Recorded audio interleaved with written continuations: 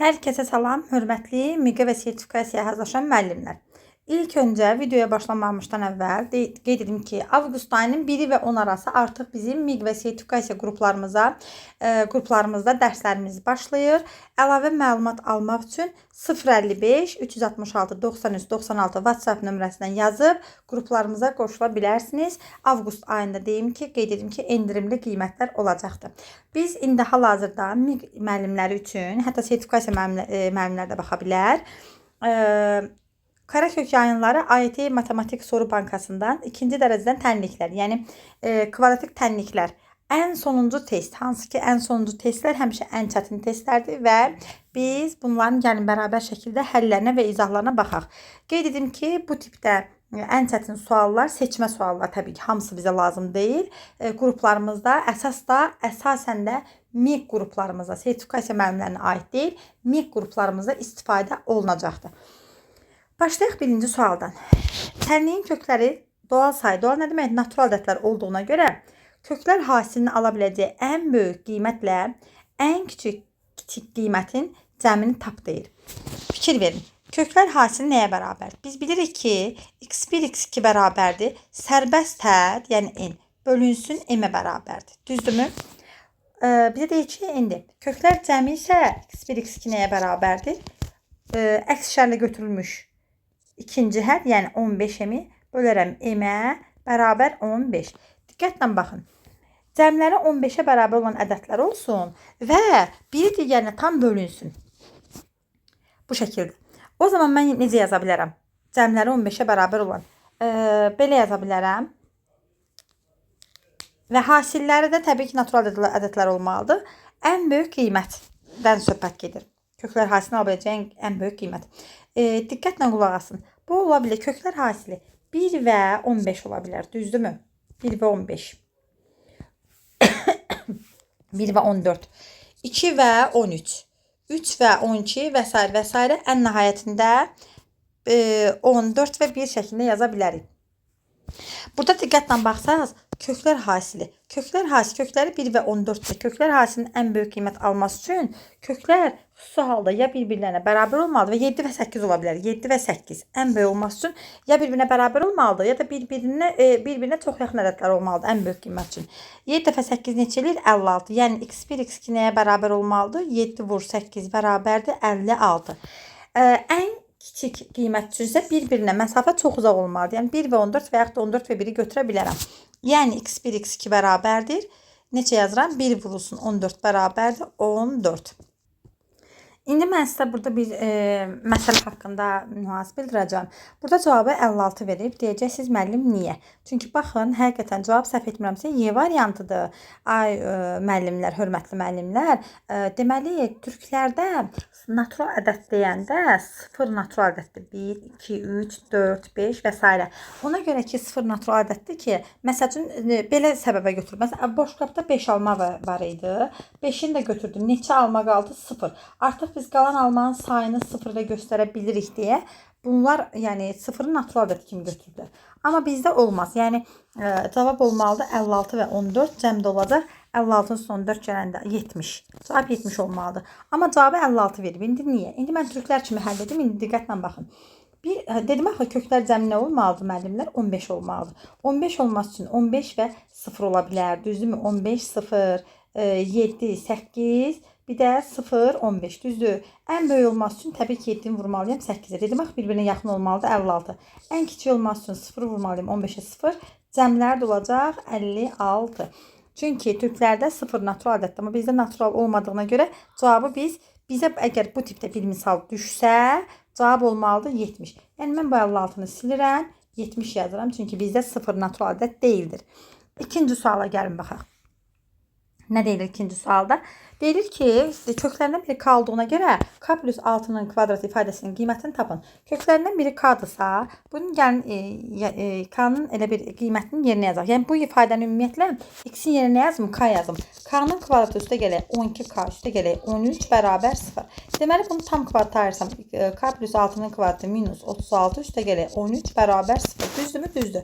Buradan k plus 6-nın kvadratı bərabər 36 minus 13, yəni 23-ə bərabər olmuş olur. 2 doğru cavab oldu. B variantı. Üçüncü sual. İfadəsinin çözüm küməsi, yəni kökləri aşağıdakilərdən hansıdır? Mx kvadratı, baxın, mx'in kvadratı minus m'n minus n vurulsun x minus n kvadratı bərabər 0. Mən bu ifadənin köklər cəmini tapası olsam, x1 üstəgələ x2 bərabər əks işarə götürmüş mn minus n bölünsün, deməli, m, o da bərabər n'i çıxarsam ortaq vuruq kimi, n'i çıxarsam m minus 1 bölünsün m qalmış olur. Köklər hasili isə mənfi n kvadratı bölü m-ə bərabər. Bu dursun burada. İndi diqqətlə baxın. Variantlardan bir-birinə, deməli, vuranda mənfi n kvadratı bölünsün m alınan ədəd seçməliyik. Bu A variantı olmaz. Çünki bir-birinə vuranda m qalır. Burada 2n qalır. Burada 2n kvadratı bölü m qalır. Mənfisi yoxdur. E variantı olmaz. C-də isə m qalır. Deməli, doğru cavab oldu 3B variantı. Yəni, belə praktik yollar ilə həll edə bilərik. Dördüncü suala gəlin baxaq. Nə deyilir? Dənklərinin simmetrik iki gerçək, yəni hər kökü olduğuna görə A aşağıdakilərdən hansıdır? Deməli, bu tipdə bizə təlimat verilir. Yəni, bunu daha geniş şəkildə açıqlasaq, x1 bərabər olmalıdır, mənfi x2 və onlar da bir-birlərini, yəni sıfırdan fərqli olmalıdır. Və iki kökü olduğuna görə diskriminant sıfırdan böyük olmalıdır. Başqa nə olmalıdır? Biri müsbət, biri mənfi olduğuna görə də köklər hasili sıfırdan kiçik olmalıdır. Yəni, biz bu şərtləri araşdırmalıyıq. Köklər cəmi x1 üstəgələ x2 bərabərdir. Gəlin baxaq, nəyə bərabərdir? Köklər cəmi biri müsbət, biri mənfi olduğuna görə 0 olacaq. Düzdürmü? Bəli. Yəni, viyyətə görə köklər cəmi olacaq. 9 minus a-nın kvadrat bölünsün 1 minus a əks işarələ bərabər olmalıdır 0-a. Düzdürmü? A nəyə bərabər olmalıdır? Təbii ki, burada a bərabər olmalıdır. Ya müsbət 3, düzdürmü? Ya da ki, mənfi 3. Niyə? Çünki ona görə ki, 0-a bərabər olması üçün sura 0-a bərabər olmalıdır. Həqiqi köklər hasilinə baxaq. x1, x2 nəyə bərabərdir? Əks işarələ mənfi 4. Mənfi 4-də məxrəcə salsam a minus 1. 1 minus a yox, a minus 1 yazdım. Necə olmalı? 0-dan kiçik olmalı. Deməli, a biri müsbətsə məxrəc mənfi olmalıdır. A minus 1 kiçik olmalıdır 0-dan. A da kiçik olmalıdır 1-dən. Deməli, 1-dən kiçik olmalıdırsa 3 qiymətini götürə bilmərəm. 3 qiyməti ödənməyəcək. Hansı qiymət qalır? Y variantı. Bir də diskriminant. Diskriminant artıq yoxlamağa ehtiyac qalmadı. Çünki Y variantını ödəyir.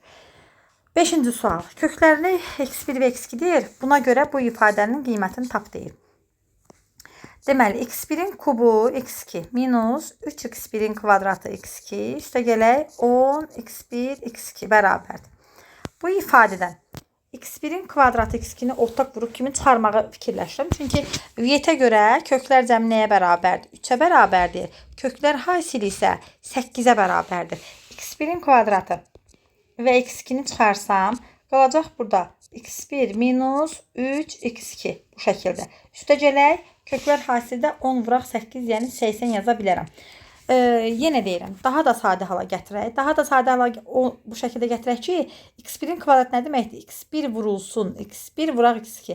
x1, x2 yenə yazaram 8. Əlimdə qaldı 8x1 vurulsun. x1 minus 3x2. x1 minus 3x2 bu şəkildə yaza bilərəm. Bərabər. Bu yolla alınmırsa, çünki burada ilişib qalırıq, başqa bir yol. x1 kök olduğuna görə bu ifadəni yenə x1 yazsam, məsəl üçün, x1-in kvadratı minus 3x1 üstəgələk 8 bərabər 0 olur, düzdür. Buradan da gəlin hər tərəfdən. Deməli, nəyə çıxardaq? Nəyə çıxarsaq bizə verəcək? Gəlin buradan hər tərəfdən x1, x2-ni özünü çıxardaq. x1, x2-ni çıxarsam, ortaq vuruq mürtəzə xaricinə görə. Qalacaq x1-in kvadratı minus 3x1 üstəgələk 10. Onu da yazıram üstəgələk 8, üstəgələk 2 kimi. Düzdürmü? Düzdür. Bax, bu ifadə mənə 0 verirmi? Verir. Bu ifadə mənə köklər hasili 8 verirmi? Verir. 8 vurulsun 0 plus 2 bərabər 16. Doğru cavab olur 5B variantı. Bu çox qəşəng sual idi. 6-cı sual. 2 yolla getdim. Həqiqi kökləri A və B-dir. Kök hatta üstəgələk 4 bölünsün B bərabər 2 olduğuna görə aşağıdakilərdən hansına bərabərdir? M. Hər kökləri A və B isə yerinə yazaram. Məsəl üçün yazaram ki, A-nın köklər cəmi, yəni A üstəgələk B nəyə bərabərdir? Bir dəqiqə. Aha, A üstəgələk B. A üstəgələk B bərabərdir. M minus 3-ə. M minus 3-ə. A vurulsun B. Köklər hasili isə 4-ə bərabər. Bax belə. Kök hatta üstəgələk 4 bölünsün B bərabər 2. Burada 4 bölək B-nin qiymətini yaza bilərəm. Buradan A-nı tapsam, A 4 bölək B-yə bərabər olarmı müəllimlər? Bəli. Deməli, kök hatta A üstə gələk 4 bölək B-nin yerinə A yazsam, A bərabər 2 olacaq. Düzdürmü? Düzdür. Buradan da təbii ki, burada A neçə olmalıdır? A mütləq 1 olmalı. Çünki həqiqi köklərdən söhbət gedir. Buradan A bərabər 1 olmalıdır. Başqasını da görə bilmirəm. A 1-dirsə, o zaman B bərabər olacaq 4. B bərabər 4. M-i soruşur. 1'in üstüne 4 gəl. 5 bərabərdir. M minus 3. M də bərabər 8. Doğru cavab olur 6 Y variantı. Çox qəşəng sual idi bu da. 7-ci sual. Tənliyin köklərindən biri P-dir. Buna görə bu ifadənin qiymətini tapın. P plus 1, P minus 1. Bu ifadə mənə P kvadrat minus 2'ni verir. P kvadrat minus 2. Bir dəqiqə, o mənə heç lazım deyil. Tənliyin köklərindən biri P-dir. P'nin qiymətini yerinə yazım. P'nin kvadratı minus 3P plus 5 nəyə bərabər? 0'a. P plus 1 ilə P minus 2'ni bir-birinə vursam. Yox, P minus 4'ü bir-birinə vururam. Bir də bu ikisini bir-birinə vururam. Deməli olacaq nə? Birinci bu ikisini, bax bu ikisini bir-birinə vururam. P plus 1'i vuraram. P minus 4'ə. Düzdürmü? Qalacaq P'nin kvadratı minus 3P minus 4. Düzdür. Buradan da P kvadrat minus 3P nəyə bərabər? Mənfi 5'ə. Mənfi 5, bax bu ifadənin yerinə mənfi 5 yazsam minus 4 bərabərdir. Mənfi 9. Sonra isə P minus 1'i P minus 2'yə vuraram. P'nin kvadratı minus 3P plus 2. P kvadrat minus 3P'nin yerinə mənfi 5 üstə gələ 2 bərabərdir. Mənfi 3. Daha sonra bunların hasilləri mənfi 9 vurulsun mənfi 3 bərabər müsbət 27. 7 doğru cavab olur. D variantı. Sual nömrə 8. En fərqli 1 olmaq üzrə tənliyin birər kökü, yəni bir kökü bir-birinə bərabər olduğuna görə M neçədir? Bunların kökləri bir-birinə bərabər yəni bir-birinə bərabərlik şərti verib. Təbii ki,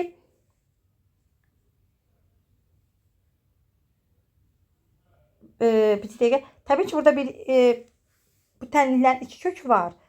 Amma bir köklərini bir-birinə. Yəqin ki birər sözü mən biraz saçdırdım mənlər. Birər sözü yəqin ki çünki bu tənliklərin 2 kökləri də yox. Yalnız bir kökü bir-birinə bərabərdir. Yəni tutaq ki bu da x0 kökü olsun. x0'ın kvadratı üstə gələk 4x0 üstə gələk m plus 1 bərabər 0. x0 kvadratı üstə gələk m üstə gələk 3x0 üstə gələk 2 bərabər 0 şəklində yaza bilərəm. O zaman gəlin bunları alt-alta çıxaq. Bunlar getdi. Düzdür. Nə qaldı əlimdə? 4x0 üstə gələk m plus 1 minus m üstə gələk 3 vurulsun x0 minus 2 bərabər 0. Buradan x0'ı ortaq vuruq mürtəzə xalinə çıxarsam mənlər 4 minus m minus 3 olur. Yəni 1 minus m qalır. 1 minus m. Aha. Bərabərdir 1. Yox. Axı burada m də var. M də qaldı. Bax bunlar qaldı. Bərabərdir yazıram. Yox, bərabər yazmam. Vurulsun. Tövbə. Üstə gələk. M minus 1. Bax belə. Bərabər 0. Buna mənfisini çıxarsam 1 minus m olacaq. Düzdürmü? Düzdür. 1 minus m'i də ortaq vuruq kimi çıxarsam 1 minus m vurulsun x0 minus 1 bərabər 0. Buradan m bərabər 1 alıram. Şərtdə verib ki m 1-dən fərqlidir. Ona görə bu hissə 0'a bərabər ola bilmir. Məcbur nə 0'a bərabər olur? Tənliyin ikinci tərəfi. X0 bərabərdir. 1 almış oldum. Yəni bunların ortaq kökü 1 oldu. M-i soruşur. Gətirib bir qiymətini yerinə yazsam. Bax bir qiymətini burada yerinə yazıram. Nə olacaq? 1 üstə gələk 4 üstə gələk m plus 1 bərabər 0. M də bərabərdir. Mənfi 6. Doğru cavab olur. 8 Y variantı. 9-cu sual. Birər kök o imiş. Yəni bir kök. 8, 7 mi? Bəli, 7, 9. Tənliyin kökləri A və B-dir, bizə verib. Buna görə B-nin A cinsindən dəyəri hansıdır? B-ni A ilə ifadə edin. Birinci A üstə gələk B-ni tapa bilərəm. Tənliyin kökləri cəmi. Olacaq, əks işarələ ilə götürmüş. M üstə gələk 5. Köklər hasilini tapa bilərəm. Köklər hasilini tapsam olacaq M minus 3. M minus 3, bax belə. Daha sonra necə eləyə bilərik? B'nin A cinsindən o deməkdir ki, B'ni A ilə ifadə elə. Yəni, bu türklərin dili biraz bizim öyrəşmədiyimiz dil olduğuna görə gəlin baxaq, necə eləyə bilərik. Buradan A üstə gələk B. Baxın. A üstə gələk B minus 5 M-ə bərabərdirmi? Bəli. Buradan M nəyə bərabərdir? A vurulsun B plus 3 M-ə bərabərdirmi? Bəli. Bu tənliklər sistemində baxın, hər iki tənlikdə. Tənliklərin sağ tərəfi bir-birinə bərabər olduğuna görə məcburən sol tərəflər də bir-birinə bərabər olmalıdır. A üstə gələk B minus 5 bərabər olmalıdır. A vurulsun B plus 3-ə. Buradan A üstə gələk B minus AB bərabər 8-ə. B-ni ortaq vuruq kimi çıxarsam, A üstə gələk B vurulsun 1 minus A bərabər 8. Bunda 8 minus A kimi yazıram. B də bərabərdir 8 minus A bölünsün 1 minus A. Və yaxud da səhv yazmadım ki, və yaxud da mənfiyə vursam hər tərəfə A minus 8, A minus 1. Yox, düppədüz. 9 doğru cavab oldu. C variantı tamamilə doğru. 10-cu sual. Tənliyin köklərindən biri A, bu tənliyin kökləri də B-dir. Gətirib burada ikisinin yerinə A yazıram. A-nın kvadratı minus A-nın kvadratı üstə gələk A minus 2 bərabər 0. Bunlar getdi. A nəyə bərabər oldu? 2-yə. Gətirib burada A-nın yerinə 2 yazıram. 2x-in kvadratı üstə gələk 2bx plus 2b bərabər 0. Kökün biri B-dirsə, gətirib yerinə x-in yerinə B yazıram. 2b-nin kvadratı üstə gələk 2b-nin kvadratı üstə gələk 2b bərabər 0. 4b-nin kvadratı üstə gələk 2b bərabər 0. 2b-ni ortaq vuruq kimi çıxarsam 2b plus 1 bərabər 0. Düzdürmü? Düzdür. Buradan nə qaldı? 2b bərabərdir 0, b bərabər 0. 2b bərabər mənfi 1, b bərabər mənfi 1 bölünsün 2 almış oluram. B hansı ola bilər? B 0 ola bilər. 10 doğru cavab oldu. C variantı. 11-ci sual. Tənliyin köklərindən biri x1-dir. Düzdür. Aha, gətirib yerinə yazaram. Yəni bu tənliyin köklərindən biri x1-dirsə, x1-in kvadratı üstə gələk mx1 minus 1 bərabər 0. Bax belə. Hər tərəfi x1-ə bölə bilərəm. x1-ə bölsəm, x1 üstə gələk m minus 1 bölünsün x1 bərabər 0 alıram. Düzdürmü? Düzdür. Buradan x1 minus 1 bölünsün x1 nəyə bərabərdir? Mənfi m-ə bərabərdir. Əla. Sonra bunun hər tərəfini mənimlər kvadratı yüksəldirəm. x1-in kvadratı minus 2 vurulsun x1 vurulsun 1 bölünsün x1 plus 1 bölə x1-in kvadratı bərabərdir müsbət m kvadratı. Bu mənə 2 verir. Düzdür? Düzdür. x1-in kvadratı üstə gələk 1 bölünsün x1-in kvadratı bərabərdir m kvadrat plus 2-yə. Bax, bu ifadəni zaten bizə verib da nəyə bərabər? 11-ə bərabər 11. M-in kvadrat bərabər 11-dən 2 çıxaram 9. Pozitiv, yəni müsbət soruşduğuna görə 3 götürərəm. 11 doğru cavab oldu. A variantı. 13-cü sual. Tənliyin kökləri x1 və x2-dir. K fərqlidir 0. Dənklərin diskriminant k-yə bərabərdir. Diskriminant k-yə bərabərsə gəlin tapaq. D bərabər p-nin kvadratı minus 4k bərabərdir k. Buradan p kvadratı nəyə bərabər olur? 5k-yə bərabər olmuş olsun. Sonra ortaq məxrəc gətirsəm x1 x2 bölünsün x1-in kvadratı plus x2-nin kvadratı. Bunu da belə yaza bilərəm.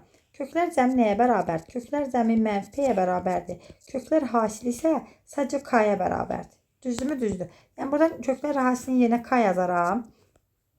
x1 x2'nin yerinə yazaram ki x1 plus x2'nin kvadratı minus 2x1 x2.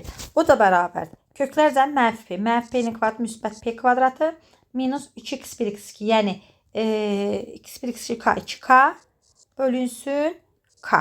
O da bərabər. P kvadratında yerinə 5k yazaram. 5k minus 2k bölək k. Yəni 3k bölünsün k. K'lar getdi. O da bərabər 3. Doğru cavab olur 12 A variantı. Ümid edirəm ki bu videoda öyrəndik. MİQ və sertifikasiya qruplarımıza qoşulmaq üçün 055 366 93 96 WhatsApp nömrəmizə yaza bilərsiniz. Bu qədər. Diqqətinizə görə sağ olun. Hər birinizə uğurlar.